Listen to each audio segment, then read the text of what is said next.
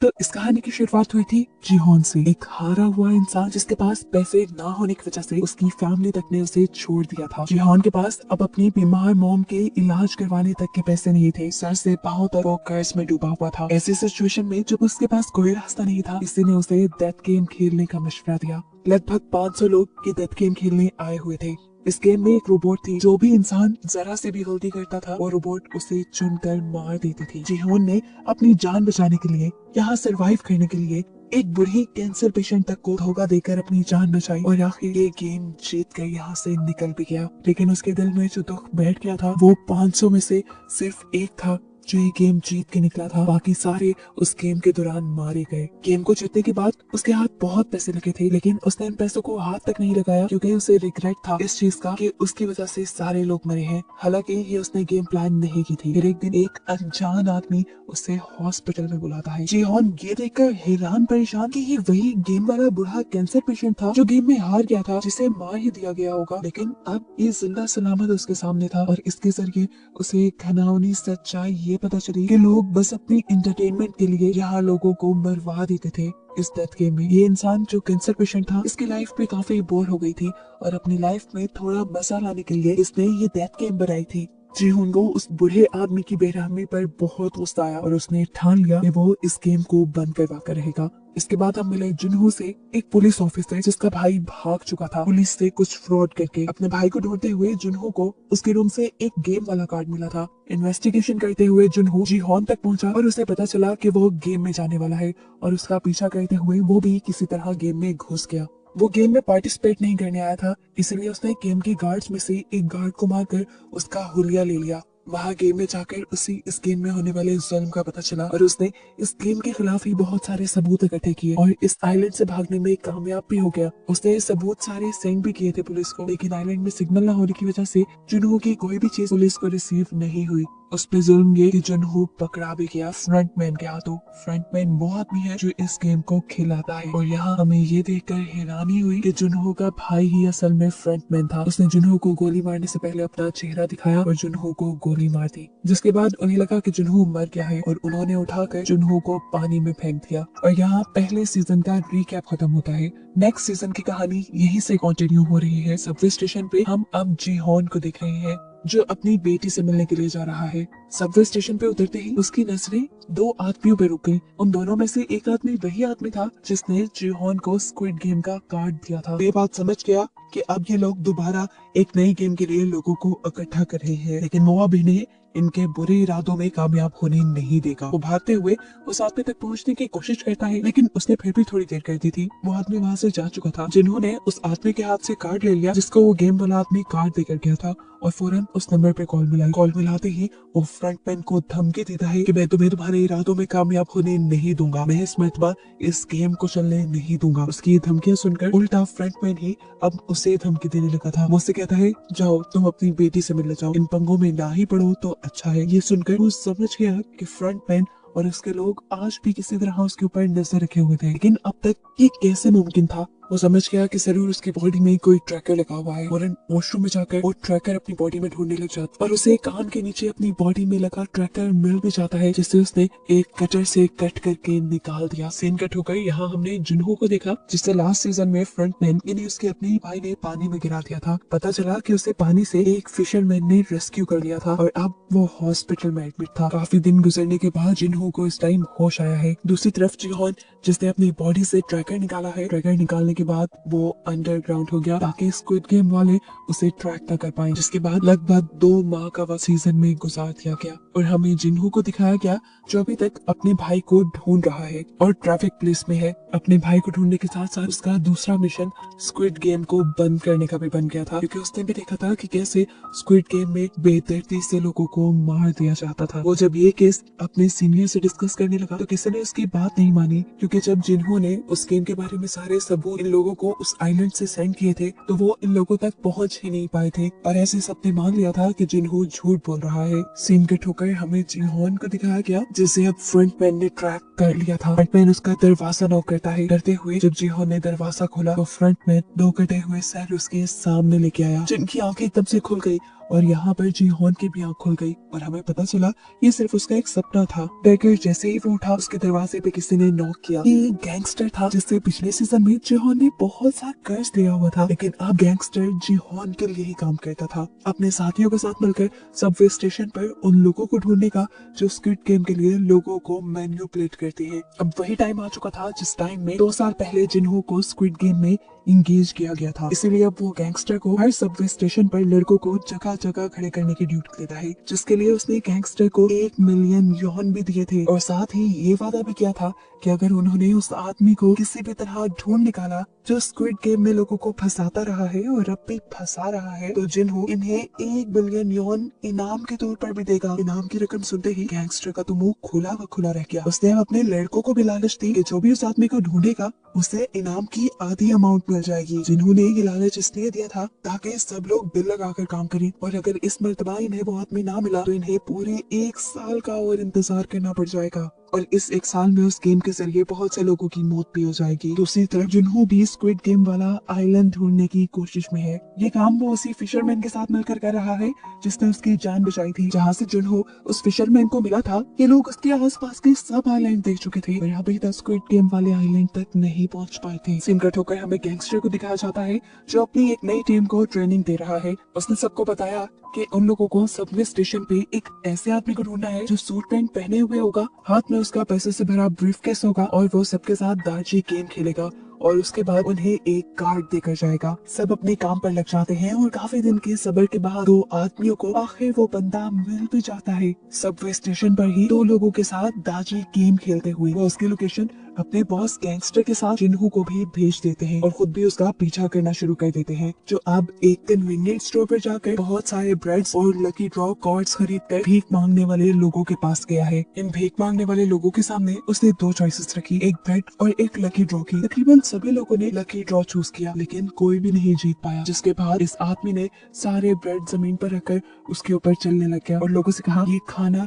मैंने नहीं बल्कि तुमने वेस्ट किया है, तुम सबको पैसे जीतने की लालच थी। यह आदमी इस तरह सब लोगों का माइंड तैयार कर रहा था और जज कर रहा था कि कितने लोग लालची हैं ताकि अगली मर्तबा वो इन्हें गेम में फंसा सके। खैर दिखाया जाता है कि जीहोन के लोग यहाँ पर भी उसके पीछे हैं और वो उसकी ये नई लोकेशन जीहोन को सेंड कर देते हैं। जीहोन यहाँ आने के लिए तेजी से गाड़ी चला रहा होता है तो उसे पता नहीं चलता वो एक सिग्नल तोड़ देता है और ऐसे ट्रैफिक पुलिस उसे रोक लेती है। इस टाइम ट्रैफिक पुलिस जिन्हों ही था और उसने नोटिस किया कि जीहोन का रवैया कुछ अजीब सा है। चालान कटने पे उसने माफी नहीं मांगी, वो चिल्लाया नहीं बल्कि चालान देकर आगे बढ़ने की कोशिश की जैसे वो बहुत ही ज्यादा जल्दी में हो या कोई जुर्म करके भाग रहा हो। इसीलिए उसने जीहोन की गाड़ी के नंबर से उसकी इंफॉर्मेशन निकाली तो उसे जीहोन का नाम जाना पहचाना लगा और उसे याद आया कि जीहोन को फॉलो करते हुए ही तो वो पिछली मर्तबा स्क्विड गेम के अंदर पहुंचा था। यहीं से अब जिन्हों ने जीहोन के घर का एड्रेस भी मिल गया। सीन कट होकर दिखाया गया कि वो दोनों आदमी जिससे स्क्विड गेम वाला बंदा मिल गया था वो जीहोन के आने से पहले ही उसको पकड़ने का फैसला करते हैं और डिसाइड करते हैं कि इनाम की रकम वो आधी आधी कर लेंगे। जब वो दोनों उस आदमी को मारने के लिए उसके करीब गए तो उसी आदमी का शिकार हो गए। जीहोन जब तक यहाँ पहुंचा तो उसे सिर्फ सड़क पे लगा खून दिखाई दिया और वो समझ गया कि वो दोनों उसके लोग उस जालिम आदमी के हाथों मारे गए। ऊपर से देखने को मिला कि वो आदमी जीहोन पर नजर रख रहा था। जीहोन के जाने के बाद जब वो कमरे में आया तो पता चला कि उसने जीहोन के आदमियों को अब बंदी बनाया हुआ है। वो इनके साथ भी डेथ गेम खेलता है क्योंकि उसे भी डेथ गेम खेलने में मजा आता था। गेम तो बच्चों वाली थी, स्टोन पेपर सीजर, पर उसने शर्त रखी थी जो हारा वो मारा जाएगा। ऐसे ही जब उनका एक साथी हारता है तो ये आदमी उसे गोली मार कर खत्म कर देता है और फिर दूसरे आदमी से जिन्हों का एड्रेस पूछता है। जिन्हों का एड्रेस पता चलते ही वो उस आदमी को छोड़कर वहाँ से चला गया। यहाँ शाम में जिन्हों जब अपने घर पहुंचा तो वो आदमी उससे पहले ही उसके घर में छुपा बैठा था। वो जीहोन को यहाँ मार भी सकता था लेकिन जैसा हमने पहले देखा कि उसे डेथ गेम पसंद है,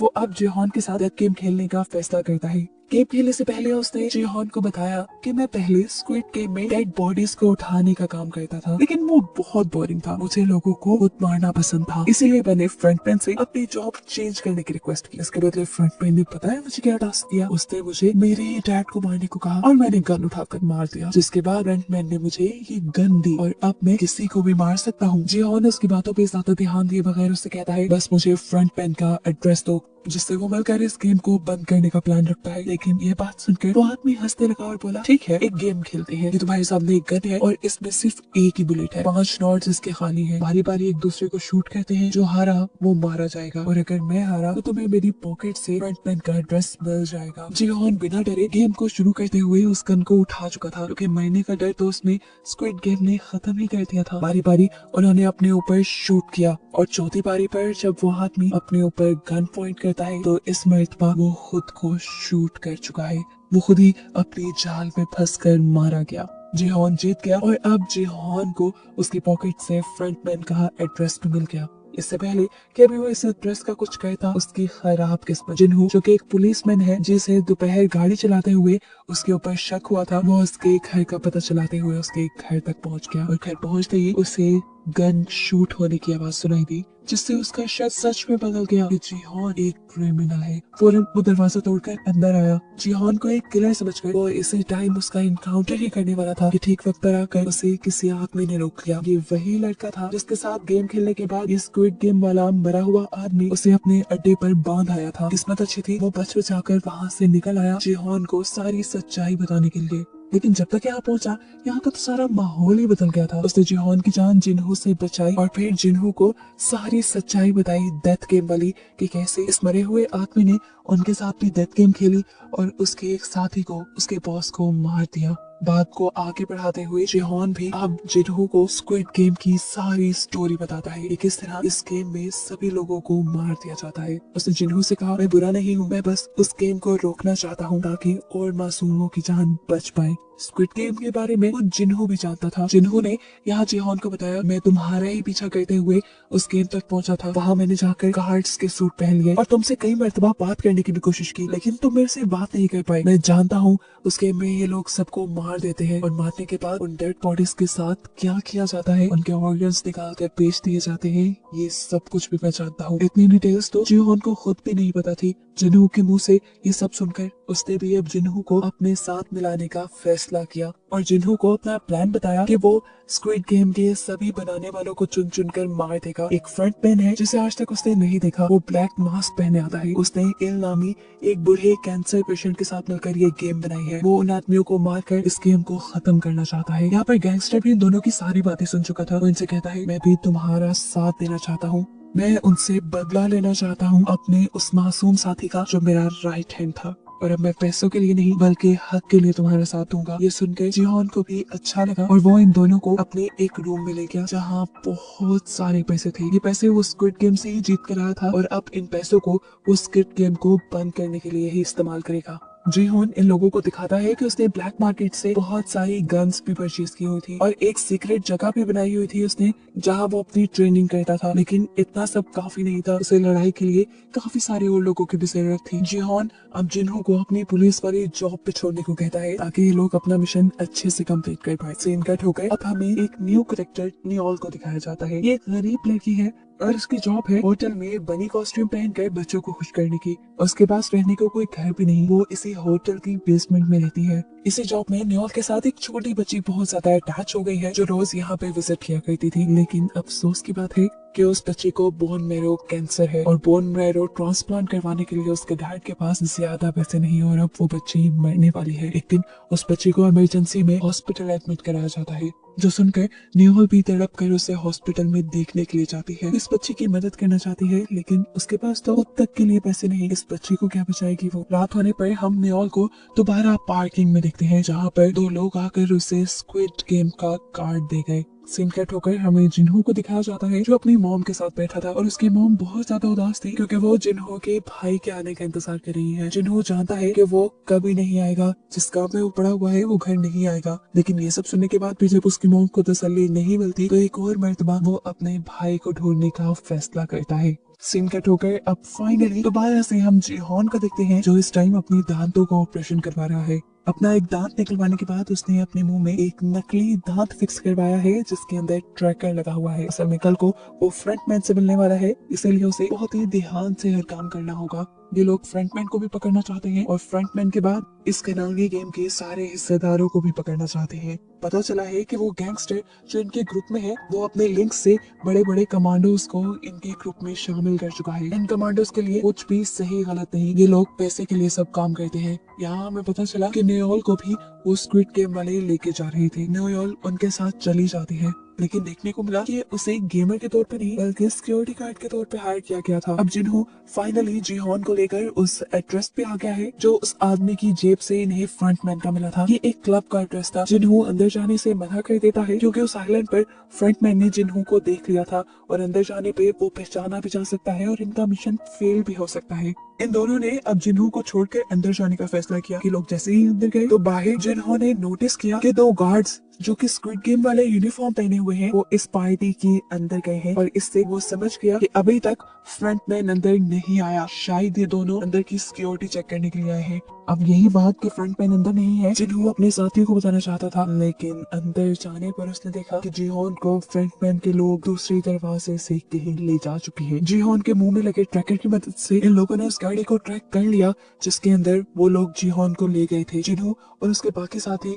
उस गाड़ी का पीछा करने लगे और सही वक्त देखकर वो उस गाड़ी पर हमला करके वहां से फ्रंटमैन को किडनैप करना चाहते थे, लेकिन फ्रंटमैन तो उस गाड़ी में था ही नहीं। इस गाड़ी में लगे हुए एक डिवाइस की मदद से फ्रंटमैन जिहोन से बातें कर रहा था और ट्रैकर में आने वाली आवाजों से जिन्हों और उसके लोगों को लग रहा था कि फ्रंटमैन उसी गाड़ी में है। ये बात वो ठीक तरह से अपने साथियों को बता भी नहीं पाया कि गाड़ी के अंदर फ्रंटमैन नहीं है। वो कॉल के जरिए ही फ्रंटमैन से बात करते हुए उसे किसी तरह मनाने की कोशिश करता है कि तुम इस गेम को बंद कर दो, मासूमों की जाने लेना बंद करो। जिसपे फ्रंटमैन ने उसे कहा, मैं जबरदस्ती किसी को इस गेम में इन्वॉल्व नहीं करता, सब खुद पैसे की लालच में आते हैं। फ्रंटमैन ने बड़ी ढिठाई से बोला, मैं तो एक सोशल वर्क कर रहा हूँ। जो सुनकर अब जिहोन को गुस्सा आ गया और उसने बोला, तुम्हारे काम को कैसे सोशल वर्क कहा जा सकता है? तुम तो लोगों की मजबूरियों का फायदा उठाकर उन्हें मार देते हो। जो सुनकर फ्रंटमैन हंसने लगा और बोला, अरे मेरी बात सुनो, जो लोग इस गेम खेलने के लिए मानते हैं वो पहले से ही लाइफ में हार चुके होते हैं इस दुनिया के लिए, बस वो किसी गन से ज्यादा नहीं। और बस मैं उस गन को खत्म कर रहा हूँ और उससे बाकी लोग एंटरटेन हो रहे हैं, इसमें बुराई क्या है? दूसरी तरफ इस गाड़ी से बाहर हमें दिखाया जाता है कि फ्रंटमैन के स्नाइपर जिन्हों और उसके सभी साथियों की गाड़ियां पंचर कर चुके थे ताकि वो लोग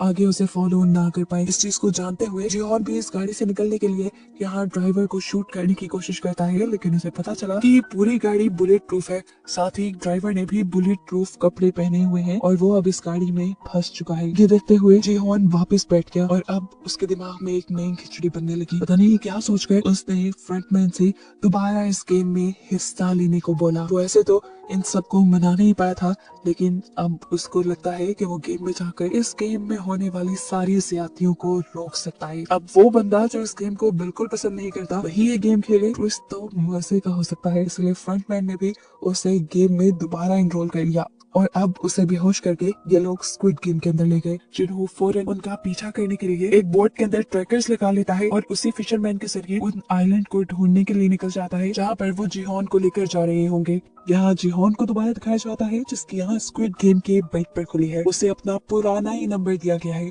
यहाँ पर पहले की तरह बहुत सारे और लोग भी हैं जो एक दूसरे को देखकर कंफ्यूज है, साथ ही गेम्स के लिए भी कंफ्यूज है। अब गार्ड्स यहाँ आकर इन्हें गेम्स के रूल बताने शुरू करते हैं। रूल्स बताने के बाद गार्ड्स ने इन सब की हिस्ट्री इन सबको दिखाई कि यहाँ पर सिर्फ वही लोग आए हुए हैं जिन पर मिलियंस का कर्ज है। ये सब बताने के बाद गार्ड्स ने बताया कि जीतने वाले को 45.6 मिलियन यॉन मिलेंगे। इस गेम के पूरे 6 राउंड होंगे। एक दिन में एक राउंड खेला जाएगा और हर गेम के बाद वोटिंग भी होगी क्या इन्होंने ये गेम कंटिन्यू रखना है या नहीं। और अगर ये लोग गेम बंद करने का डिसाइड करते हैं तो सभी प्लेयर्स को जीते हुए पैसे डिवाइड करके दे दिए जाएंगे। ये एक नया रूल था। जिहोन जान गया कि ये उसी की वजह से डाला गया है। आगे बढ़कर सबने कॉन्ट्रैक्ट साइन कर लिया। जिहोन ने देखा तकरीबन सभी रूल्स पुराने थे, बस कुछ एक आध नए थे। इसके बाद यहाँ एक एक करके सभी प्लेयर के पिक्चर्स ली गई। इस गेम को खेलने यहाँ पर कोरिया का एक फेमस रैपर भी आया हुआ था जिसे देखकर सब हैरान थे। उसके साथ पिक्चर भी बनवाना चाहते थे। उसने सबसे वादा किया कि यहाँ से बाहर जाते ही वो सबको एक एक पिक्चर देगा। यहाँ देखने को मिला कि जिहोन का एक दोस्त भी यहाँ आया हुआ था और ये लोग तकरीबन 3 साल बाद मिल रहे थे। जिहोन के गायब होने की वजह से उसका एक दोस्त उससे बहुत ज्यादा नाराज था। तब जिहोन उसे कहता है, मैं बाहर जाकर तुम्हें सब सच बता दूंगा। तुम इस जगह गलत आ गए हो, तुम्हें नहीं आना चाहिए था। और अब अगर तुम्हें अपनी जान प्यारी है तो जिस तरह मैं कहूँ तुम्हें उस तरह ही करना है। खैर, अब गेम भी शुरू होने वाली थी। सभी लोग बाहर ग्राउंड पे आ गए। ये पुराना ही ग्राउंड था। जिहोन समझ गया कि ये गेम भी पुराने वाली ही है। सीन कट होकर अब हमें जिन्हो को दिखाया गया जो जिहोन का ट्रैकर ट्रैक करते हुए आइलैंड तक पहुंच भी गया है। लेकिन यहाँ उन्हें कोई ऐसी फैसिलिटी नहीं मिली जिसमें गेम खेली जा रही हो। ट्रैकर को ट्रैक करते हुए ये लोग एक फिशरमैन तक पहुंचे और देखा क्या कि जिहोन का ट्रैकर यहाँ चारे में पड़ा था। ये देखते हुए उन्होंने फिशरमैन को ही मारना शुरू कर दिया और उससे इन्वेस्टिगेट करने लगे इस ट्रैकर के बारे में। तब फिशरमैन ने जवाब दिया कि मुझे तो ये चारा फ्री मिला था। वहाँ गेम के अंदर भी जिहोन परेशान था कि जिन्हो और उसकी टीम इन सबको रेस्क्यू करने के लिए क्यों नहीं पहुंची। कहीं उसके ट्रैकर में तो कुछ गड़बड़ नहीं। कैमरे से छुपते हुए वो अपने मुंह से जब अपना टूटा हुआ दांत निकालता है तो ये देखकर हैरान रह जाता है कि उसमें ट्रैकर ही नहीं था और गेम वालों ने गेम में आने से पहले उसका ट्रैकर वाला दांत निकाल दिया। और वो समझ गया कि अब वो बहुत बड़ी मुसीबत में है। किसी को तो क्या बचाना, वो खुद भी इस गेम से नहीं निकल सकता। फिर भी वो सबकी जान बचाने का इरादा तो रखता था, इसलिए उसने सबसे कहा कि इस गेम को आप लोग वैसे ही खेलेंगे जैसा मैं कहूँगा, वरना आप लोग मारे जाएंगे। अब गेम भी स्टार्ट हो चुकी थी। जिहोन सबको अपने एक्सपीरियंस से गाइड करते हुए उस वक्त में आगे लेकर जा रहा था जब डॉल का मुंह पीछे होता था। सभी लोग जिहोन की बात मान रहे थे, लेकिन बहुत से लोगों को यकीन नहीं था कि जिहोन सच बोल रहा है। ऐसे ही वो रैपर अपने सामने वाली लड़की के कान के नीचे मक्खी देखकर उसे उड़ाने को कहता है। वो लड़की पीछे मुड़कर उसे देख के हंसने लग जाती है। उसके मुड़ने की मूवमेंट डॉल ने डिटेक्ट कर ली थी और स्नाइपर से उसके सर पे शूट करके उसे मरवा दिया। इससे सब लोग एकदम से बौखलाकर भागने लगे। हालांकि जिहोन उन्हें मना भी कर रहा था। फिर जो हिला वो मारा गया। अब सबको यकीन आ जाता है कि जिहोन की बात मानना ठीक है। जिहोन अब सबको लाइन में आगे बढ़ने को कहता है, जिससे डॉल बहुत कम इनकी मूवमेंट को डिटेक्ट कर पा रही थी। सब पैनिक भी थे। इसी पैनिक कंडीशन को कंट्रोल करने के लिए रैपर अपनी ड्रग ले लेता है और मदहोश होकर बहुत सारे अपने सामने वाले लोगों को धक्का दे देता है। इसी वजह से इन लोगों को स्नाइपर गोलियां मार देते हैं और ये सभी मारे जाते हैं। जिसके बाद डॉल के पीछे मुंह करते ही ये सब रेसिंग लाइन की तरफ भागते हैं। बहुत सारे लोगों ने तो लाइन क्रॉस कर ली, लेकिन यहाँ एक आदमी ने जिहोन से मदद मांगी, जिसे यहाँ के लोगों ने मारने के लिए उसके पांव पे गोली मारी थी, मगर वो बच गया था। कैट नामी एक प्लेयर और जिहोन उसे सहारा देकर उसे बचाकर लाइन के दूसरी पार तो ले आते हैं, लेकिन उसकी बुरी किस्मत के एक स्नाइपर ने उसके सर पे शूट करते हुए उसे मार डाला। और ये स्नाइपर नियोल ही थी। उसकी इस हरकत से सारे गार्ड्स को भी गुस्सा आया था। यहाँ पे कोई भी गार्ड सर पे गोली नहीं मारता था। सर पे गोली मारने से लोगों की बॉडी के ऑर्गन्स जल्दी डैमेज हो जाते थे, जिनको इन स्क्विड गेम वालों ने बेचना होता था। नेक्स्ट सीन में जिन्हो को दिखाया जाता है, जो अब परेशान है कि वो जिहोन को कहाँ ढूंढे। ये बात वो समझ गया था कि यहाँ करीबी किसी भी आइलैंड पे स्क्विड गेम वाली फैसिलिटी नहीं होगी, क्योंकि यहाँ गेम वालों ने उसे खुद भेजा था। फिलहाल ये लोग यहाँ से वापस आने का प्लान करते हैं, क्योंकि समुद्र में तूफान भी आने वाला है। फिर सीन कट होकर हमें दोबारा सारे प्लेयर्स को दिखाया जाता है। सारे प्लेयर्स बहुत ज्यादा घबराए हुए थे गेम में होने वाली मौत से। अब जैसे ही गार्ड्स इनके रूम में आते हैं, सब और भी ज्यादा डर जाते हैं और इनसे माफी मांगते हैं और कहते हैं प्लीज हमारी जान बख्श दो। लेकिन गार्ड्स उन्हें गेम के नए रूल बताने आए थे। गार्ड्स ने बताया कि 500 में से इस गेम के बाद सिर्फ 365 लोग बचे हैं। वो सबको ऊपर मनी बॉक्स में देखने को कहता है, जहाँ पे बहुत सारे पैसे गिरे थे। गार्ड बताते हैं कि अभी वोटिंग होगी और अगर सब लोग यहाँ से जाने का फैसला करेंगे तो ये पैसे सभी लोगों में डिवाइड हो जाएंगे। अब गार्ड्स ने इनकी जीती हुई अमाउंट उन्हें बताई। अगर वो अमाउंट सब में डिवाइड होती तो ये पैसे एक एक इंसान को बहुत कम मिलते और सभी लोगों का कर्जा उससे ज्यादा था। इसीलिए बहुत से लोगों ने गेम कंटिन्यू करने का डिसाइड किया। सबका फैसला बदलते देखकर जिहोन सबको समझाता है, अगर यहाँ रहे तो वैसे भी मारे जाएंगे, लालच नहीं करो, यहाँ से जाने के लिए वोट दो। जिहोन की ये बात सुनते हुए इन सबके पीछे बैठी हुई एक तांत्रिक, जो कि एक प्लेयर भी थी, वो बोलती है कि हमारी मौत जहाँ लिखी होगी वहीं पर आएगी, मौत से ना डरो। ये बात सुनने के बाद सभी लोगों ने वोटिंग स्टार्ट कर दी। जिहोन सबसे पहले आगे बढ़ा और उसने गेम रोकने के लिए वोट किया। एक एक करके लोग आगे बढ़े और बहुत से लोग गेम को ना रोकने के लिए भी वोट कर रहे थे और ये देखकर जिहोन की जान निकल रही थी। आखिर ये वोटिंग टाई हो गई। आधे लोगों ने यहाँ से निकलने का और आधे लोगों ने यहाँ रुकने का फैसला किया। अब बस एक इंसान ऐसा था जिसके वोट पे ये सारा रिजल्ट था और वो था नंबर 1। अब नंबर 1 प्लेयर आगे आया और उसने यहाँ गेम में रुकने का फैसला किया और सिर्फ एक बंदे की वजह से ये गेम कंटिन्यू हो गई। हमें देखने को मिला ये बंदा कोई और नहीं बल्कि इन्हो है, फ्रंटमैन जो कि खुद यहाँ पर प्लेयर बन के अब आ चुका है। अब इसके बाद हमें मरे हुए लोगों के कॉफिन दिखाए जाते हैं, जिनमें से कुछ पर क्रॉस के निशान बने थे,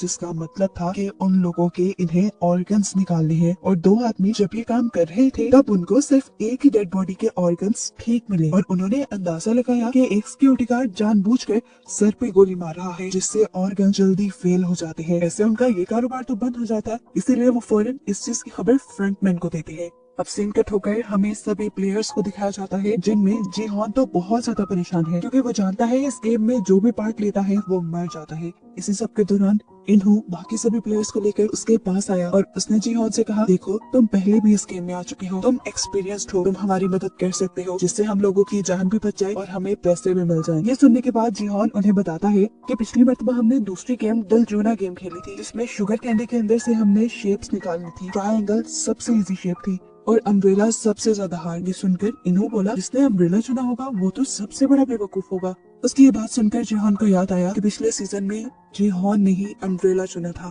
खैर सारा क्राउड यहाँ से चला गया और अकेले में इन्होंने जीहॉन से सवाल किया, तुम दोबारा इधर क्यों आए हो, तुम्हारे पास तो बहुत पैसा है। जीहॉन दुखी हुआ और बोला, वो पैसा मेरा नहीं बल्कि मरे हुए लोगों का था, और ऐसे ही अब भी जो हम पैसे जीतेंगे वो भी मरे हुए लोगों के होंगे। इन्हों से कहता है, तुम ज्यादा नहीं सोचो। उसकी ये बात सुनकर जीहॉन उसे पे भड़क गया और बोला, तुम चाहते तो इस गेम को रोक सकते थे, तुमने ये गेम क्यों नहीं रोकी। इन्होंने जवाब दिया, क्योंकि यहाँ पे बहुत से लोग गेम खेल कर पैसे कमाना चाहते हैं, सबका कर्ज उन पैसों से ज्यादा था जो हमने कल जीते थे। उनकी ये बहस खत्म करवाते हुए जीहॉन का दोस्त उससे कहता है, अच्छा ठीक है, अब हमें एक नई स्ट्रेटेजी प्लान करनी चाहिए अगली गेम्स के लिए, ताकि हम ज्यादा लोगों की जान बचा सके। दूसरी तरफ हम देखते हैं कि एक और जगह बहस चल रही थी। यहाँ पे एक जैक नाम का यूट्यूबर था, साथ ही साथ वो डिजिटल करेंसी को भी डील करता था और उसके इस काम में बहुत से लोगों की इन्वेस्टमेंट थी, जिसमें वो रैपर थॉमस भी था। लेकिन डाउनफॉल आने की वजह से सारे के सारे पैसे डूब गए, इसीलिए वो ये गेम खेलने आया हुआ था। थॉमस और उसका दूसरा साथी उसे मारने लग जाते हैं, ये कहते हुए कि तुम्हें हमारे पैसे वापस देने पड़ेंगे। जीहॉन और उसका दोस्त इस लड़ाई को रुकवाते हैं। इसके बाद सभी अपने अपने बिस्तर पे चले गए। बेड पे लेटने के बाद इन्होंने जीहॉन से माफी मांगी उसके गलत बिहेवियर के लिए और बताया कि गेम में रुकना उसके लिए इसलिए जरूरी था क्योंकि उसकी वाइफ को लिवर कैंसर था, उसको लिवर ट्रांसप्लांट की भी जरूरत थी। और जब उसने लिवर ट्रांसप्लांट के लिए बहुत सारे पैसे इकट्ठे किए, कर्ज लिया, तो उसके डिपार्टमेंट वालों को लगा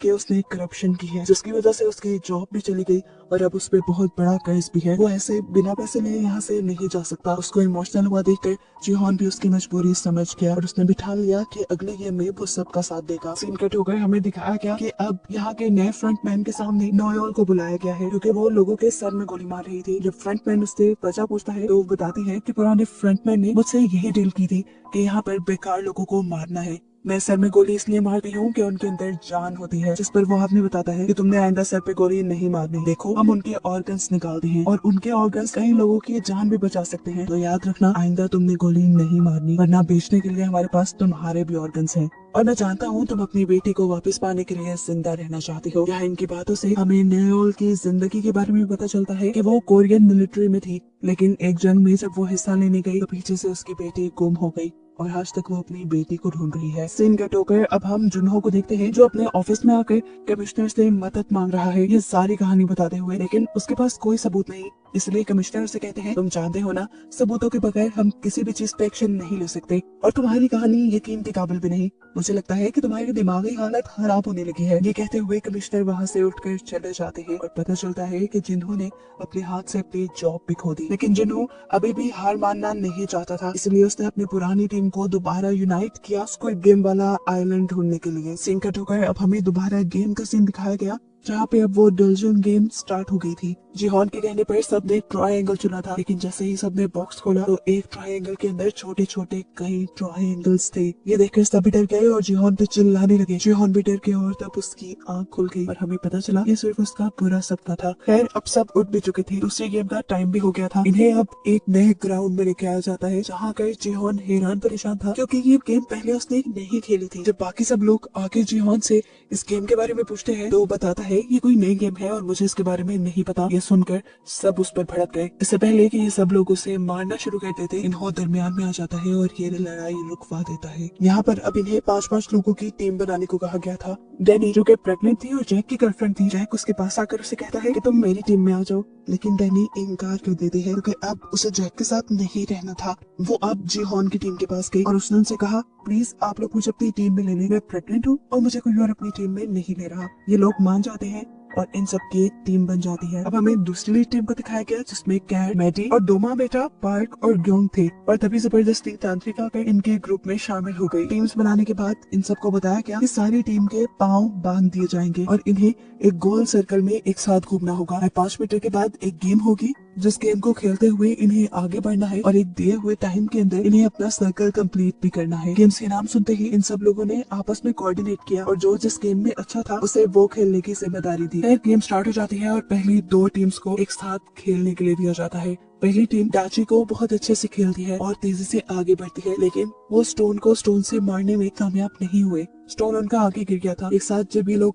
उसे लेने के लिए आगे बढ़ गए तो गिर गए। टाइम काफी वेस्ट हो रहा था। खैर वो इस राउंड को भी पार करके आगे बढ़ गए। अगला गेम था इन्हें लट्टू को घुमाना। जो पहली मर्तबा में तो इनका एक टीम मेंबर नहीं कर पाया, लेकिन अगली मर्तबा में उसने ठीक से कर लिया, जबकि दूसरी टीम वो तभी अपनी पहले ही राउंड में फंसी हुई थी। फिर वक्त खत्म हो गया और दूसरी टीम को गोलियां मारकर स्क्विड गेम वालों ने मार दिया और वो टीम जिसने काफी सारे राउंड पूरे कर लिए थे वो भी अपना टाइम पे सर्कल कंप्लीट नहीं कर पाई थी और ऐसे उन्हें भी गोलियां मारकर मार दिया गया। ये देखकर सभी बहुत ज्यादा डर गए, घबरा गए। यहाँ पर अब सब लोगों की लाशें उठाई जा रही थी। एक बंदा अभी जिंदा था, मरा नहीं था। इन्होंने उसको भी उठाकर कॉफिन में डाला और उसके कॉफिन पे क्रॉस का निशान बना दिया। लेकिन फिर यहाँ पर नेओल आई और उसने आकर उस आदमी के सर पे गोली मारते हुए उसे जान से मार डाला। ये चीज फ्रंटमैन ने भी देख ली थी और उसकी इस हरकत से फ्रंटमैन के साथ उसके सारे गार्ड भी गुस्से में आ गए। खैर अब अगली टीम की बारी आ गई। ये कैट की टीम थी।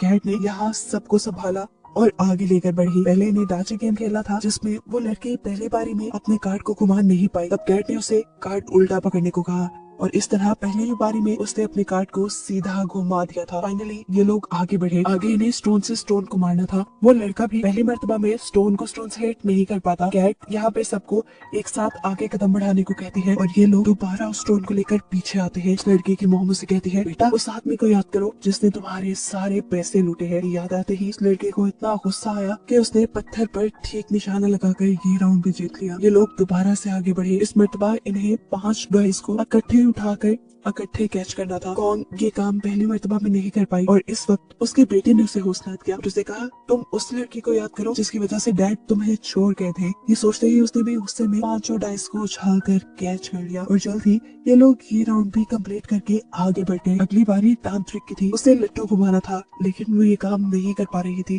पहली मर्तबा दूसरी मर्तबा जब ये काम नहीं कर पाती तो वो रोने लग जाती है और कहती है, हम सब का सब मर जाएंगे। उसका हौसला टूटते देखकर कैट उसे जोर जोर से थप्पड़ लगाती है और लट्टू उसकी आंखें करीब करते हुए कहती है, अगर तुमने ये नहीं किया तो मैं तुम्हें मार दूंगी। वो लड़की अब कैट से डर गई और उसने तेजी से लट्टू को बनाकर घुमाया और फाइनली ये लोग ये राउंड भी जीत गए। अगले राउंड में इन्हें पॉम पॉम को पाँव से उछालना था और ये काम करना था कैट ने। कैट ने सबका मुंह दूसरी तरफ करवाया और बड़ी ही आसानी से पॉम पॉम को 5 मरतबा उछाल कर ये लोग आगे बढ़े और फाइनली टाइम से पहले ही इन्होंने अपना पूरा सर्कल कंप्लीट कर लिया। उनकी इस जीत से सब लोग इस तरह खुश थे जैसे सब लोग जीत गए हों। लेकिन दूसरी वाली टीम जो वक्त पे अपना सर्कल कंप्लीट नहीं कर पाई उन्हें गोलियों से भूनकर मार दिया गया। फिर इस तरह गेम चलती रही। कोई टीम जीती तो कोई हारी और जो हारी उन्हें गोलियों से मार दिया गया। आखिरी बारी आई जिहोन की टीम की। उन्होंने अपनी साथ वाली टीम को भी ऑल द बेस्ट कहा और गेम स्टार्ट कर दी। पहला गेम डैनी ने खेला, दूसरा गेम जिहोन के दोस्त ने खेला, तीसरा गेम खेला उनके ग्रुप में आए हुए ली ने, जिसने पहली ही बारी में 5 डाइस को उठाकर अपने हाथ में कैच कर लिया था और उसने बताया कि वो इस गेम में एक्सपर्ट है क्योंकि वो अपनी बहनों के साथ ही खेलता रहा है। चौथा गेम इन्होंने खेलना था। उसे लट्टू को घुमाना था। पहली मर्तबा वो ठीक नहीं कर पाता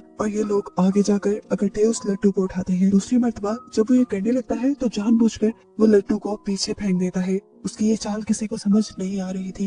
ये लोग पीछे से लट्टू को लेकर आए और अब इन्होंने ऐसा ड्रामा किया कि जैसे वो अपने हारने से बहुत ज्यादा परेशान है, वो अपने आप को मारने लगा। तो जिहोन ने उसे समझाया कि देखो तुम याद करो कि बचपन में तुम ये कैसे घुमाते थे, और इस मर्तबा इन्होंने लट्टू को ठीक से घुमा दिया। अगली बारी जिहोन की थी। उसे बम बम को 5 मर्तबा पाँव से हिट करना था। 4 मर्तबा तो उसने आसानी से कर लिया, लेकिन 5वीं मर्तबा बम बम आगे की तरफ बढ़ा। इससे पहले कि वो जमीन से टकरा जाता इन्होंने जिहोन का पाँव आगे करके ये गेम जितवा दी और वो लोग वक्त से पहले जीतकर बहुत खुश हुए। लेकिन उनके साथ वाली टीम वो वक्त से पहले या वक्त पर वो काम नहीं कर पाई और इस तरह वो टीम मारी गई। ये देखकर जिहोन को काफी दुख हुआ है। वो अपने रूम में वापस आ गए जहाँ बहुत से लोग उन्हें जिंदा देखकर इसलिए नाराज थे क्योंकि उन्हें लग रहा था कि अब जीते हुए पैसे डिवाइड हो जाएंगे। इसी दौरान गार्ड्स भी रूम में आ गए। गार्ड्स ने इन्हें इस गेम के जीतने वाली प्राइस इन्हें दिखाई और बताया कि इस मर्तबा 110 लोग मरे हैं और अब सिर्फ 255 लोग बाकी रह गए हैं। जिस लिहाज से हर जीतने वाले के पास अब 78 मिलियन युआन आ सकते हैं और अब दोबारा वोटिंग होगी। अगर लोग इस गेम को बंद करने के लिए वोट करेंगे ये पैसे सब में डिवाइड हो जाएंगे। बहुत से लोगों को ये पैसे बहुत कम लग रहे थे। जिहोन ने अपनी टीम को कहा कि तुम लोग गेम को बंद करने के लिए वोट करना, तुम लोग को जितने पैसे चाहिए मैं यहाँ से निकल कर तुम्हें दे दूंगा। जिहोन की बात उसकी टीम ने मान ली और सबसे पहले इन्होंने वोट किया गेम बंद करने के लिए। दूसरी बारी पार्क की थी। पार्क की मॉम गोंग ने उसे कहा कि तुम गेम बंद करने के लिए वोट करना, देखो हमारे दोनों के पैसे मिलाकर तुम्हारा कर्जा उतर जाएगा। लेकिन पार्क ने इस गेम को कंटिन्यू रखने का फैसला किया क्योंकि उसका कर्जा कहीं ज्यादा था और उसने अपनी मॉम को अपने कर्जे के बारे में नहीं बताया था। वोटिंग आगे बढ़ती रही। देखते ही देखते देखने को मिला कि बहुत सारे लोगों ने ये गेम कंटिन्यू रखने की बात की है। ये देखते हुए जिहोन और इन लोगों पर भड़कने लगे और बोले इतने सारे लोगों के मरने के बावजूद भी आप लोगों को ये गेम कंटिन्यू रखनी है। तब एक अंकल बोले तुम क्या जानो, हमारे ऊपर बहुत सारा कर्जा है, हमें पैसे लेकर ही यहाँ से निकलना है। ऐसे ही एक दूसरा लड़का बोला मैं अगर बाहर गया तो वैसे भी मर जाऊंगा, तो बेहतर नहीं है कि यहाँ रहकर पैसे कमा लूं या फिर यहीं पर मर जाऊं। उनकी बातों का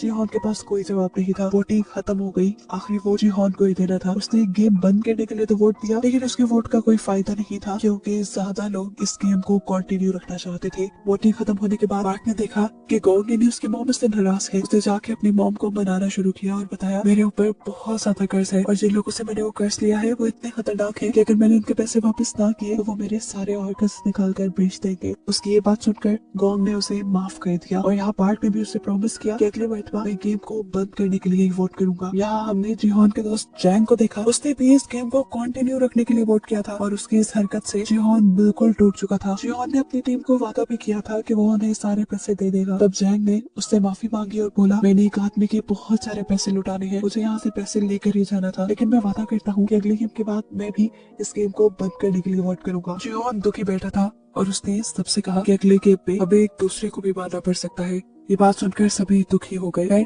इन लोगों के पास अब खाना कुछ एक्स्ट्रा था जो उन्होंने डैनी को दे दिया क्योंकि डैनी प्रेग्नेंट थी और उसे ज्यादा खाना खाने की जरूरत थी। सीन कट होकर हमें बाथरूम में जैक और थैनोस यानी रैपर को दिखाया गया। वो रैपर अभी भी जैक को घेरे खड़ा था और उसने उसे कहा कि तुम मेरे कर्ज़ई हो, इस तरह तुम मेरे गुलाम हुए, तुम यहाँ से मुझे पैसे जीत कर देकर जाओगे। ये सुनकर जैक ने उसे कहा कि तुम्हारे पैसे डूबने में मेरी कोई गलती नहीं, तुमने मेरे कहने पे शेयर जरूर खरीदे थे, लेकिन जब मैंने तुम्हें बताया कि अब इन्हें बेचने का टाइम है तो तुमने तब लालच में वो नहीं बेचे और तुमने अब सारे पैसे खुद डुबाए हैं। इसमें मेरा कोई कसूर नहीं। लेकिन वो रैपर उसकी कोई बात मानने को तैयार नहीं था। वो उसे कहता है जो भी है तुम पैसे जीतो और मुझे वापस करो। ये सुनकर जैक हंसने लगा और बोला अगर मैं वो पैसे जीत भी गया तो शायद तुम मर चुके होगे। ये बात सुनकर उस रैपर को इतना ज्यादा गुस्सा आ गया कि वो जैक की गर्दन पकड़कर उसे मारने लगा। पर सही वक्त पर जिहोन की टीम ने आकर इस लड़ाई को रोक दिया। खैर ये लोग वापस रूम में आ गए और यहाँ आकर जिहोन ने सबसे कहा कि हमें बारी बारी उठकर पहरा देना होगा क्योंकि पैसों के लिए मैंने देखा है लोग खुद जानवर बन जाते हैं और अपने दूसरे ही टीम मेंबर्स को मार देते हैं ताकि प्राइज मनी उनको मिल जाए। रात में हम देखते हैं कि जिहोन ने काफी देर पहरा,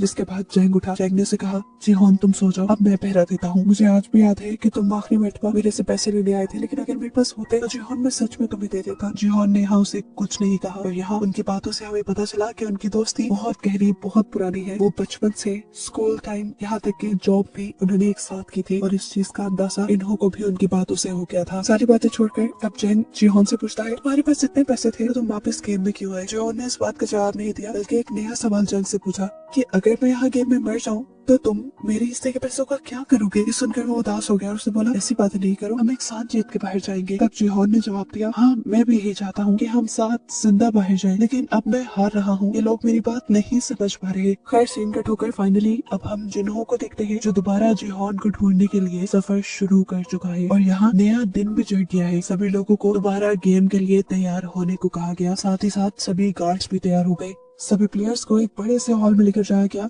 जहाँ पर एक स्टेज घूम रहा था। सभी को उस पर खड़ा होना था। स्टेज के घूमने पर इन्हें एक नंबर दिया जाएगा। उतने नंबर की टीम बनाकर इन्हें यहाँ के किसी भी रूम में जाकर उस रूम को लॉक करना है, जिसके बाद बचे हुए लोगों को मार दिया जाएगा और अगर रूम में दिए गए नंबर से ज्यादा या कम लोग हुए तो उन्हें भी मार दिया जाएगा। ये सुनकर सभी लोग अपनी स्ट्रेटेजी बनाने लगे कि उन्हें ये गेम कैसे खेलनी है। स्टेज पे घूमना शुरू हो गया और इन्हें 10 का नंबर दिया गया। 30 सेकंड में इन्हें 10 लोगों की टीम बनाकर किसी रूम में जाना था। जिहोन की टीम और टैड की टीम जल्दी से एक रूम में चली गई और उन्होंने जाकर वो दरवाजा लॉक कर लिया। जल्दी से 30 सेकंड गुजर गए और जो भी लोग बाहर खड़े हुए थे उन्हें गार्ड्स ने गोलियों से भून दिया और ये देखकर जिहोन बहुत ज्यादा दुखी हुआ। उनके रूम में इस टाइम तांत्रिक भी खड़ी थी जिसने उन सबको बोला कि तुम सब यही वजह से जिंदा हो। ये कहते ही सबने मुड़कर उसकी तरफ देखा। जिहोन ने भी। जिहोन को देखकर वो बोली, तुम अगर अभी तक जिंदा हो समझो यहाँ बहुत बड़ा कुछ होने वाला है। कोई भी उसकी बातों पे ज्यादा ध्यान नहीं दे रहा था। अगले राउंड के लिए ये लोग दोबारा स्टेज पे आ गए। स्टेज घूमा और इन्हें अगला नंबर मिला 4 का। सभी लोगों ने जल्दी जल्दी अपनी टीम तोड़ी और कमरों की तरफ आ गए। कैट की टीम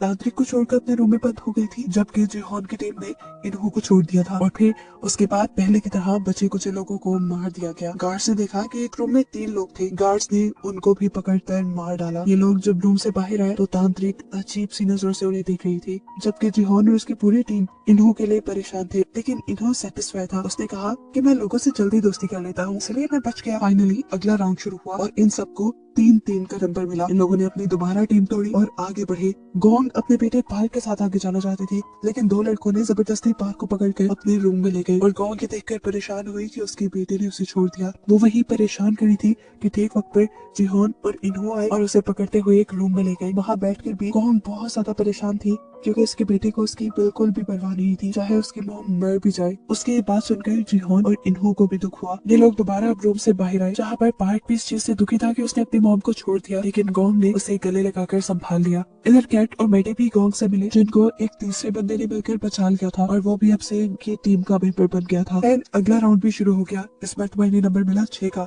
ये लोग अब दोबारा टीम बनाने लगे। मैडी और कैट की टीम जिहोन की टीम से डैडी को लेकर एक रूम की तरफ बढ़ी, लेकिन गलती से मैडी को धक्का देने पर वो पीछे रह गई। सब लोग परेशान हो गए, लेकिन तभी जल्दी से सामने से जैक आकर इनके रूम में घुसकर इनका रूम लॉक कर लेता है और बाहर मैडी रह जाती है, जिसे गोली लगकर वो इनकी आंखों के सामने मारी गई। कैट उसके मरने से बहुत दुखी थी क्योंकि गेम में आते ही पहले उसकी दोस्त मैडी बनी थी। वो उसके मरने का गुस्सा जैक के ऊपर निकालने लग जाती है, लेकिन तब जैक उनसे कहता है कि अगर मैं सही वक्त पर आकर तुम्हारा रूम लॉक ना करता तो तुम सब के सब मारे जाते। मेरा एहसान मानो, मैंने तुम्हारी जान बचाई है, क्योंकि मैडी सही वक्त पर अंदर नहीं आ सकती थी। उसकी बात गलत भी नहीं थी, इसीलिए सबका गुस्सा ठंडा हो गया। फिर अब अगला राउंड स्टार्ट हो जाता है। इन्हों का ख्याल था कि अब गेम वाले 2-2 का नंबर चुनेंगे, क्योंकि यहाँ पर 50 कमरे हैं और ये लोग 126 लोग रह गए हैं। इन्हों के कहने के मुताबिक बाकी 2 का नंबर मिला। सब 2-2 की टीम बनाकर कमरों की तरफ भागने लगे। इन्हों और जैन जिस कमरे में गए वहाँ पर एक और बंदा आ गया। ये लोग 3 हो गए थे। अगर इन्हें गार्ड्स देख लेते तो मार देते।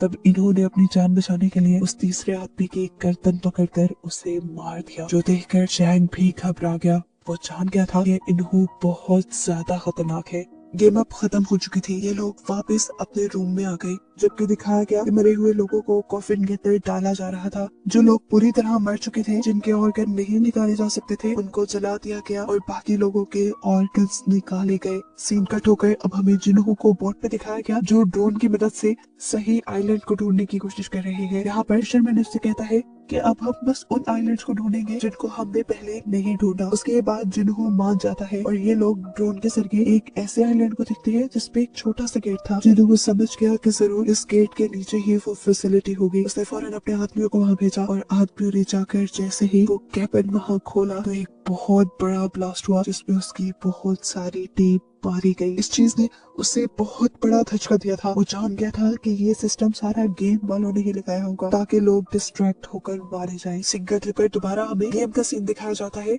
जहाँ पर सभी प्लेयर्स अपने गेम्स के बारे में बात कर रहे हैं। तांत्रिक आकर कैट की टीम से कहते हैं, तुमने मुझे अपनी टीम से निकाला था ना, देखो अब मैं तुम्हें शराब देती हूँ, तुम सब भी बैठ की तरह मारे जाओगे। जो सुनकर गैंग बोली, तुम्हारी बातों से कुछ नहीं होगा। यहाँ अब जैक भी डैनी के पास आया। वो डैनी के बच्चे को अपनाना चाहता था। उसने डैनी से कहा, देखो डैनी, हम अब गेम को बंद करने के लिए वोट करेंगे और इसके बाद हम यहाँ से निकल जाएंगे। हम दोनों के पैसों को स्टॉक में इन्वेस्ट करके एक अच्छी जिंदगी गुजारेंगे। ये सुनकर डैनी को गुस्सा आ गया और वो बोली, तुम आज भी मेरे लिए मेरे पास नहीं आए, बल्कि मेरे पैसों के लिए आए हो। तुम अपने पैसों का जो कुछ मर्जी करो, मैं अपने पैसे से अपने बच्चे को अकेले पाल सकती हूँ। ये कहकर वो वहाँ से चली गई। जबकि दूसरी तरफ अभी इन्हों और जिहोन को दिखाया गया, जिन्होंने गेम बंद करने वाले लोगों को गिन लिया था। गेम बंद करने वाले लोग अभी भी कम थे और गेम को कंटिन्यू रखने वाले लोग ज्यादा बच गए थे। तब जिहोन सिचुएशन देखते हुए इनसे कहता है कि हमें लोगों से बात करनी चाहिए और इस गेम को बंद करने के लिए कहना चाहिए, जिस पर इन्हों से समझाता है, देखो हम इस तरह नहीं कर सकते। ऐसे में वो लोग जो इस गेम को कंटिन्यू रखना चाहते हैं उल्टा भड़क जाएंगे और गेम से पहले ही यहाँ लड़ाई हो जाएगी। सब एक दूसरे दूसरे को मारने लग जाएंगे और यही तो वो गेम वाले चाहते हैं। अब वोटिंग का भी टाइम आ गया था। वोटिंग से पहले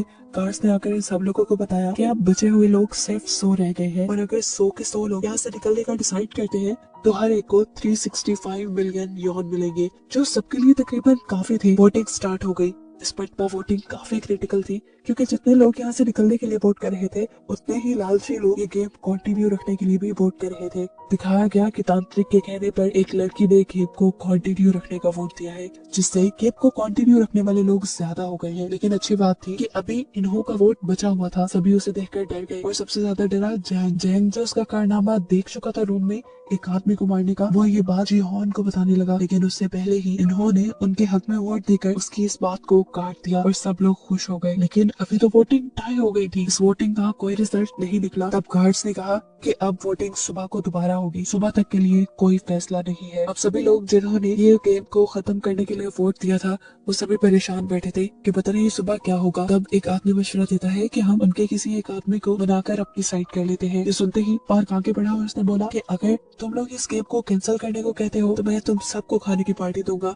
लेकिन उसके बाद से सामने वाली टीम भड़क गई। सामने वाली टीम के अंकल बोले, अगर तुम सब मर गए देखो हमें तो ज्यादा पैसे मिलेंगे। और यहाँ पर अब ली नाम का लड़का खड़े होकर कहता है, और अगर गेम बंद ना हुई तो देखना तुम सब लोग मर जाओगे। बहस बढ़ते बढ़ते इनकी लड़ाई तक आ गई। ये सब लोग अपनी लाइन में आ गए। उनकी ये बहस देखते हुए जिहोन ने नोटिस किया कि आज इन सबको खाने के साथ फॉग भी दी गई थी कि अगर लड़ाई हो तो इसे हथियारों के तौर पे यूज किया जा सके। सीन कट हो गए। हमें वॉशरूम में दिखाया गया कि वो रैपर एक आदमी को डरा धमका रहा है क्योंकि उसने गेम बंद करने के लिए वोट किया है, जबकि रैपर ने उसे गेम को कंटिन्यू रखने को वोट देने को कहा था। ये देखकर जैक सामने आया और उसने रैपर से कहा कि तुम किसी को भी धमका नहीं सकते वोटिंग के लिए। इन सबके दरमियान बहस इतनी बढ़ गई, ये लड़ाई की तरफ चली गई। जैक इस लड़ाई से बचना चाह रहा था लेकिन रैपर ने उसको ओवर पावर कर दिया और उसका गला दबाकर उसे मारने ही वाला था कि उस वक्त पे जैक को ना चाहते हुए भी रैपर के ऊपर फॉग से हमला करके उसे मारना पड़ा। उसने फॉग रैपर के गले में धंसा दिया था जिससे उसकी वहीं पे मौत हो गई। रैपर के मरने के बाद दिखाया गया कि सिर्फ जैक और रैपर के दरमियान में ही नहीं बल्कि यहाँ सभी लोगों के दरमियान में लड़ाई चल रही थी और वॉशरूम के बाहर गार्ड्स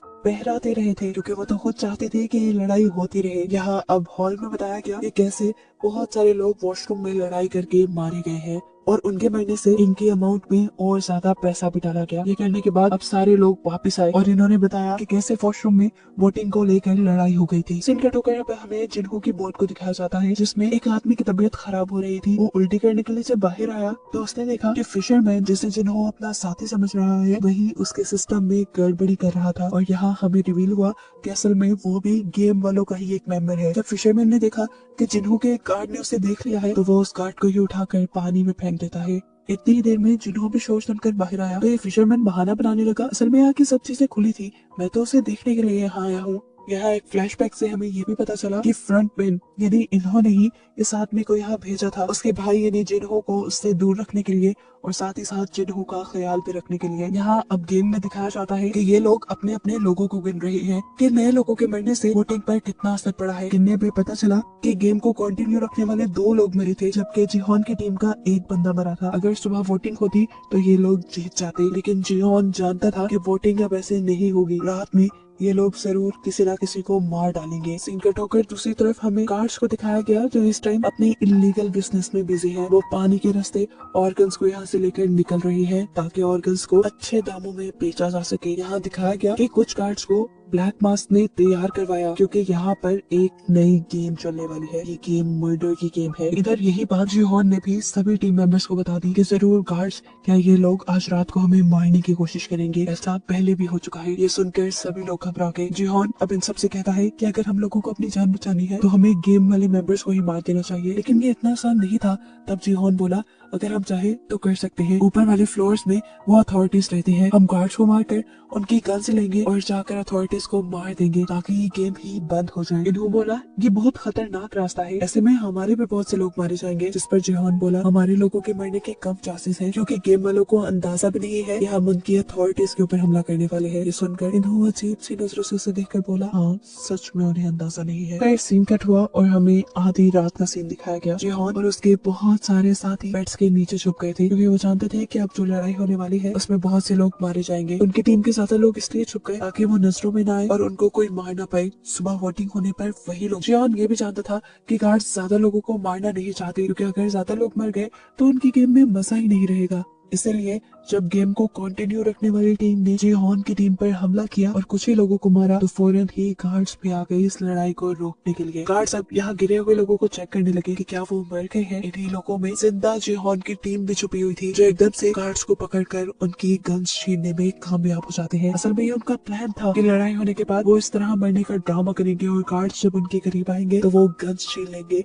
और इन्हीं गन्स से जाकर वो अथॉरिटीज पर हमला करेंगे। ये देखते हुए और भी गार्ड्स यहाँ आ गए अपने गार्ड्स को रेस्क्यू करने के लिए और लोगों को कंट्रोल में करने के लिए। जिहोन की जान बचाने के लिए इन्होंने ही अपने ही गार्ड्स की गन लेकर अपने ही गार्ड्स को मारना शुरू कर दिया, क्योंकि वो किसी को भी शक में नहीं डालना चाहता कि वो खुद अथॉरिटी है। ये चीज देखते हुए अब नए फ्रंटमैन ने सभी गार्ड्स को अपने कमरे में वापस बुला लिया। सभी यहाँ से बाहर निकलने लगे, लेकिन एक गार्ड के बाहर जाने से पहले ही वो दरवाजा बंद हो गया और गार्ड ने अपने आप को सरेंडर भी कर दिया इनके सामने। लेकिन तब जिहोन ने उस गार्ड को नहीं मारा। अब जिहोन का एक आदमी दूसरी टीम के लोगों को मारना चाहता था जिन्होंने उनकी टीम पर हमला किया था, लेकिन यहाँ जिहोन उसे रोक देता है और कहता है हम उन्हें नहीं मारेंगे। लेकिन वो आदमी बाजिद था कि हमें उन्हें मार देना चाहिए, वो पैसों के पीछे भागने वाले दरिंदे हैं। तब जिहोन बोला देखो, अगर हमने उन्हें मार दिया तो हम में और उनमें कोई फर्क नहीं रहेगा। वैसे भी हमने ये हथियार इन लोगों को मारने के लिए नहीं लिए, हमने ये हथियार लिए हैं उन लोगों को मारने के लिए जिन्होंने ये घिनौनी गेम बनाई है और जोर से चला रहे हैं। खैर अब जंग का टाइम शुरू हो चुका था, इन्हें आगे बढ़ना था। जैंग ने इन सबको समझाया देखो हमें अभी लड़ना पड़ेगा, क्या पता इसके बाद हमें मौका मिले या ना मिले। बहुत से लोग आगे बढ़े, पार्क भी इस जंग में उनका साथ देना चाहता था, लेकिन गोंग ने उसे रोक लिया। बहुत से लोग अब जंग के लिए आगे बढ़े, इन्होंने गार्ड्स की गन्स ले ली और कैट ने उन सबको गन्स चलाना सिखाई, क्योंकि वो पहले मिलिट्री का मेंबर थी। यहाँ तैयार होने के बाद जिहोन ने उस गार्ड का मास्क उतारा और देखा कि वो तो एक छोटा सा बच्चा था। ये देखने के बाद अब उसने कहा कि चलो हमें अपने बॉस के पास लेकर चलो। ये गार्ड अब उनको रास्ता बताने लगा। जैसे ही ये लोग बाहर निकले तो बहुत सारे गार्ड्स ने इन्हें देखकर इनके ऊपर हमला शुरू कर दिया और इन्होंने भी जवाब में फायरिंग की और यहाँ पर जंग का एक बहुत ही जबरदस्त माहौल बन गया। बहुत सारे गार्ड्स जैसे इनकी गोलियों से मर रहे थे तो ये भी गार्ड्स की गोलियों से बच रहे थे। यहाँ पर कैट ने एक जबरदस्त काम किया, यहाँ के सारे सीसीटीवी कैमरास को गोलियां मार के तोड़ दिया जिससे कोई उनके ऊपर नजर न रख पाए। फाइनली अब ये लोग कंट्रोल रूम तक पहुंच गए थे। गार्ड ने जिहोन को बताया कि इस कंट्रोल रूम को आप मेरे मास्क की मदद से खोल सकते हैं। उसने जैसे ही अपना मास्क जिहोन को दिया तो पीछे उसे फ्रंट मैन दिख गया और ये देखते ही उसकी जान निकल गई। फ्रंट मैन जो इस टाइम प्लेयर ही बना हुआ था इन्हो। इससे पहले कि ये लोग कंट्रोल रूम तक जाते ऊपर से गार्ड्स ने दोबारा इनके ऊपर गोलियां बरसाना शुरू कर दी। ये लोग अब जवाब में गोलियां भी नहीं बरसा सकते थे क्योंकि इनकी मैगजीन खत्म हो गई थी। यहाँ जिहोन उस लड़के का मास्क लेकर कंट्रोल रूम को ओपन कर चुका था। जंग को लेकर वो आगे बढ़ा था और एक एक लम्हे की खबर वो सिक्योरिटी गार्ड्स के ही वॉकी टॉकी से इन्हों को दे रहा था। अंदर जाते ही जिहोन और जैंग ने वहाँ एक एक करके गार्ड्स को मारना शुरू कर दिया और आगे बढ़ने लगे। यहाँ के सीसीटीवी कैमरास ने ब्लैक मास्क ने उन दोनों को अंदर आता देख लिया और उनको रोकने के लिए अपनी गार्ड्स की पूरी एक टीम भेजी। यहाँ दूसरी तरफ देखने को मिला कि अभी तक गार्ड्स उनके ऊपर गोलियां बरसा रहे हैं और इनकी एक एक गोली खत्म हो चुकी है। यहाँ पर जिहोन और जैंग के पास भी बहुत सारे लोग आ चुके थे, वो इन्हें ओवरपावर कर सकते थे, इसलिए उसने फौरन इन्हों को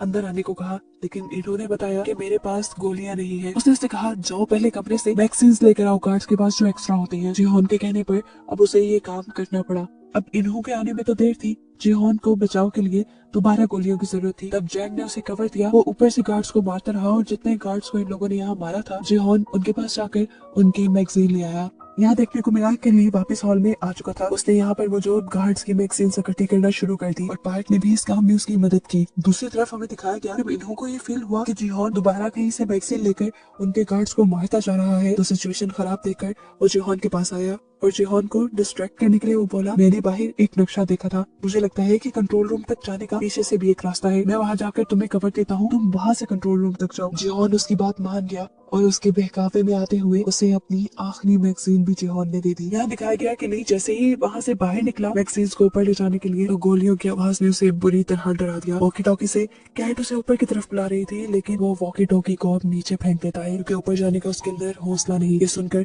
कैट उसे गालियां देती है और खुद मैगजीन लेने के लिए नीचे आने का फैसला करती है। अब दोबारा हमें इन्हों को दिखाया गया जो पीछे रास्ते में तो चला गया था लेकिन अब उसे एक नया कवर लेना था। उसने वॉकी टॉकी से ऐसे एक्टिंग करके जिहोन को मैसेज दिया जैसे वो गार्ड के हमले में घायल हो गया हो। उसने यहाँ पर एक जख्मी आदमी की आवाज भी जिहोन को सुनाई जिससे जिहोन को सच में लगा कि वो बहुत ज्यादा जख्मी है और फिर इन्होंने उस सामने वाले आदमी को भी गोली मारकर मार दिया। ये सब वॉकी टॉकी से जिहोन सुन रहा था और अब जिहोन को ऐसे लगा जैसे इन्हों मारा गया हो और इस चीज से वो बहुत ज्यादा दुखी हो गया। वो तो इन्हो को अपना दोस्त समझ रहा था, ये नहीं जानता था कि इन्हो ही सबसे बड़ा गद्दार है। अंदर कैट जो अब मैगजीन्स लेकर बाहर की तरफ बढ़ रही थी, उनके रूम में भी बहुत सारे गार्ड्स आ गए। कैट ने पहले इन्हीं को मारने का फैसला किया, लेकिन गैंग ने उसे रोक दिया और कहा कि तुम इन्हें नहीं मारो। पता नहीं क्यों कैट ने उसकी बात मान ली। कैट के सही वक्त पर बाहर ना पहुंचने की वजह से सब लोग अब सरेंडर करने की पोजीशन पे आ गए, क्योंकि वहाँ गार्ड्स की तादाद ज्यादा हो गई थी और वो लोग लड़ भी नहीं सकते थे। इसी तरह गार्ड्स ने सामने आकर यहाँ एक एक करके सबको मार दिया।